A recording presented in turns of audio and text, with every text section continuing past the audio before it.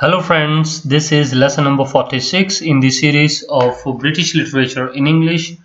Today in this lesson we shall discuss some of the minor works of Edmund Spenser. In the previous video as we discussed Fairy Queen, now it is time to discuss some of the remaining works. The first we have that is Complaints, that was published in the year 1591. It was a collection of poems. In these poems we have the central theme as complaint, and the tone is sometime mournful of sadness and sometime it is in the mocking tone, making the others ridiculous. Some of the major poems, I just quickly recite their names. The first is the Ruins of the Time. This poem is narrated by Verulam, a female spirit, and in this poem he praised Robert Dudley, and he is the Earl of Leicester. The other poems are The Tears of the Muses, The Mother Hubert Tale, Vision of the World, Vanity, Vision of the Belly, Vision of the Petrarch, Virgil's Knot, The Ruins of the Room, Fate of the Butterflies. So several names and it won't be possible for us to remember such names, so need not mug up these names. But remember that Complaints is a collection of poems and it was written by Edmund Spenser, published in the year 1591. The next is Amoretti, that is a famous work by him and published in the year 1595. It is a sonnet collection and Edmund Spenser has written this work, or in fact dedicated this work to his wife. And who is his wife? That is Elizabeth Boyle. And this was published with another work of his, that is Epithalamion. So we have Amoretti and Epithalamion. Both were published together in a single volume. And this work also contains another title, and that is Written Not Long Since by Edmund Spenser. Written Not Long Since by Edmund Spenser. There are 89 sonnets, and after that we have a series of short poems. And these short poems are called as anacreontics. And if you can recall about his sonnets, that he mixed up the Petrarchian and Shakespearean sonnets. And what is the rhyme scheme? Again, if you could recall, 14-line sonnet, and we have first 8 line octave and the last 6 lines as sestet, and the first 8 lines are having the rhyme scheme of AB AB, BC BC, and the sestet is having rhyme scheme of CD CD, E E. And one more point about the sonnets in Amoretti, that he has taken various allusions and images from the Greek mythology, and his basic purpose was to immortalize his love for his beloved. In one of the sonnets he says that the people used to write the name of their beloved on the sand or on the dirt, but I will write her name in the sonnets so that her name will become immortal. And one more literary point we can add to this, that he followed the Petrarchian model. What is Petrarchian model? Petrarchian sonnets we know, but what is the Petrarchian model?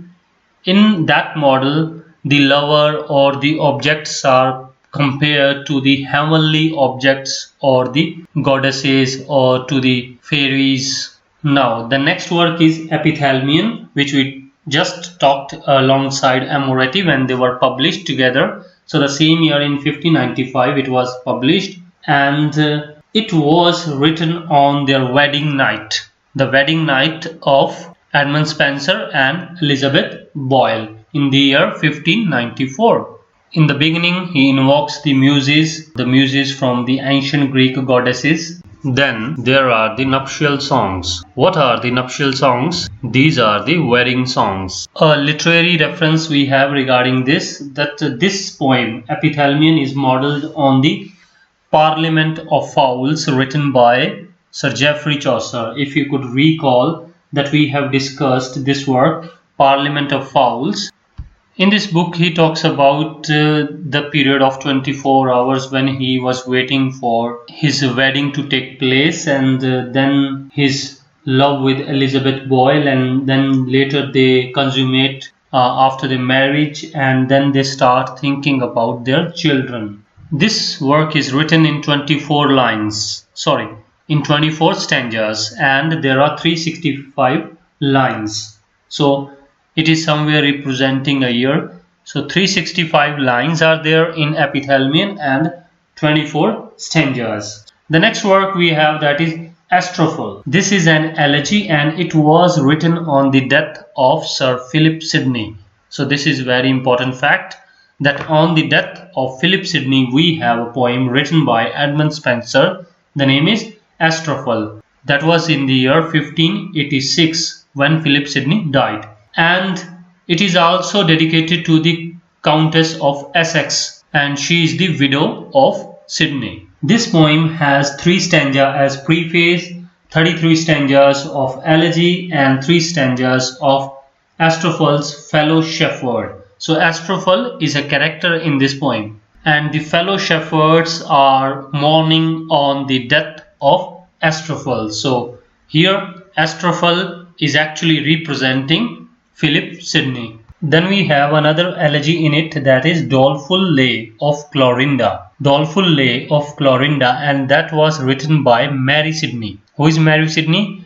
She is the sister of Philip Sidney.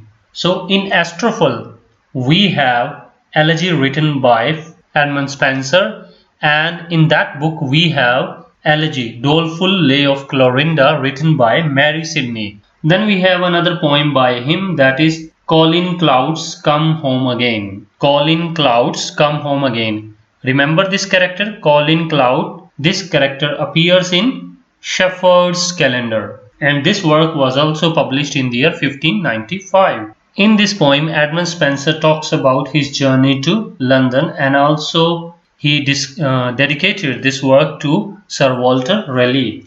And this is also considered as the fine example of the pastoral eclogue. What is eclogue?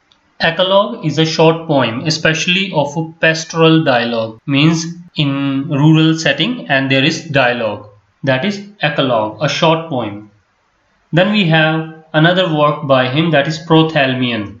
Earlier it was Epithalamion and now it's Prothalamion, and that was published in the year 1596. In Epithalamion we had the celebration of his wedding.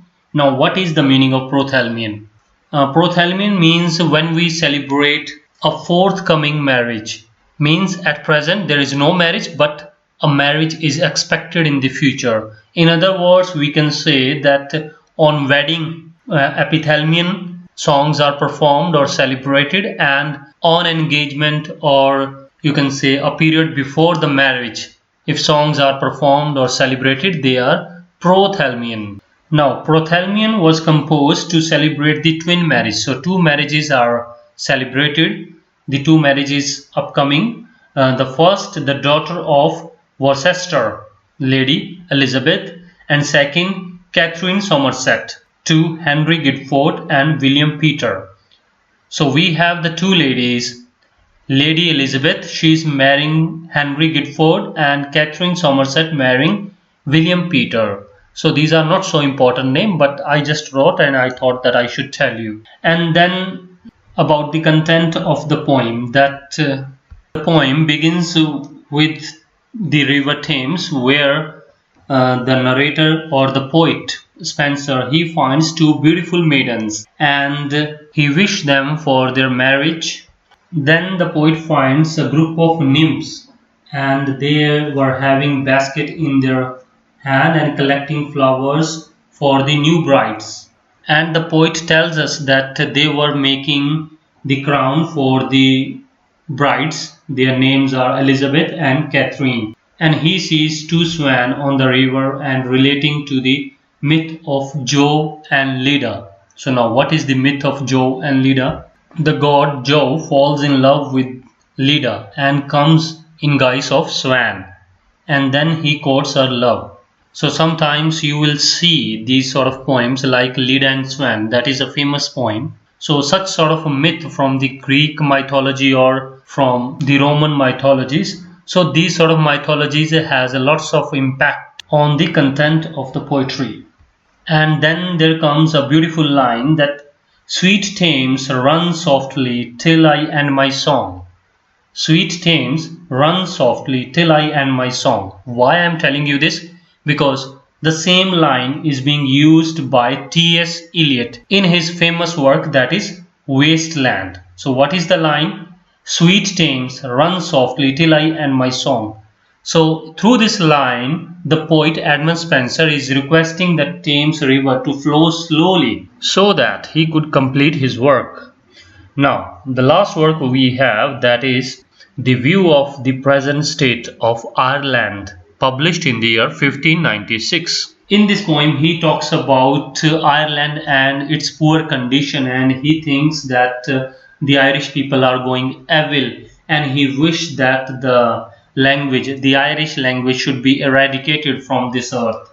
And now you try to recall about his personal life, because his own house in Ireland, that Kilcolman Castle, was burned down by the Irish people.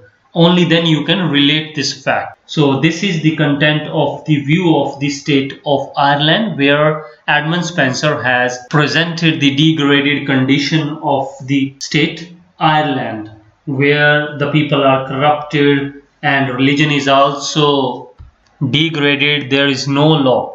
Sometimes we get these sort of points from the personal life of the writer, and then it becomes easier for us to relate to the content. So the view of the state of Ireland, now we can easily relate to his personal life, where he faced the anguish of the Irish people and his house was burned down by them, the Kilcolman Castle.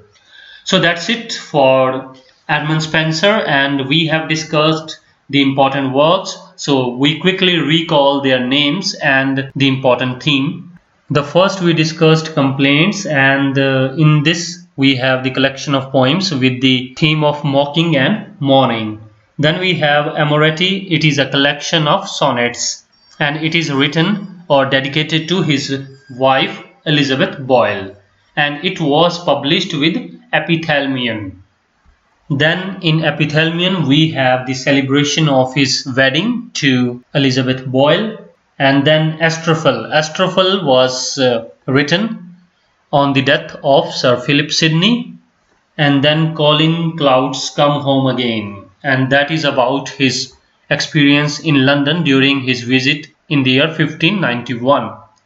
Then there is a work, Prothalamion. In that he is talking about the marriage of the two daughters of Worcester, Lady Elizabeth and Catherine Somerset. And in this poem we have a line that is being used in the poem Wasteland by T.S. Eliot. And what is that line? Sweet Thames, run softly till I end my song. And in this poem as well we have the myth of the Job and Leda. And if you could search, there is a poem Leda and the Swan by William Butler Yeats. Finally we have a poem View of the State of Ireland, and in that he has expressed his views about Ireland, its poor condition, and his personal anguish as well. So that's it for this lesson. Thanks a lot for following this channel, and have a great day, and keep learning English literature with lots of fun and enthusiasm. Thanks a lot.